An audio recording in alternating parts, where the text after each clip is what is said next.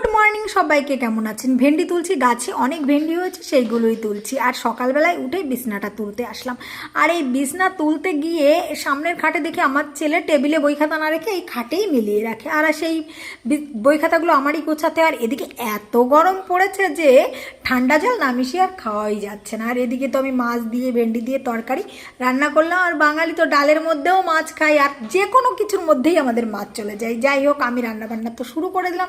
এদিকে ভেন্ডির তরকারি রান্না করেছি, আর বেগুন দিয়ে মাছ দিয়ে ঝোল হচ্ছে। আর রান্না করেছি পেঁপে সিদ্ধ আর শাক ভাজা।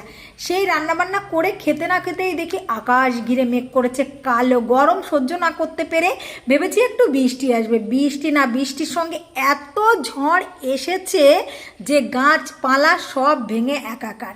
আর আমি যে বেগুন গাছগুলো লাগিয়েছিলাম নিচে, সেগুলো পুরো মাটির সঙ্গে শুয়ে পড়েছে। যাই হোক, ওদের তো শুতে দিই না, তাই শুয়েই পড়লো। আর এদিকে গাছের ডাল ভেঙে আম পড়েছিল কটা, আর কলা গাছকেই কাঁদি শুদ্ধ ভেঙে পড়েছে। আর ডালপালা পুরো ভেঙে একাকার, এক দমকা হাওয়ায়। মনে হয় 2 থেকে 4 মিনিট ঝড়টা হয়েছে।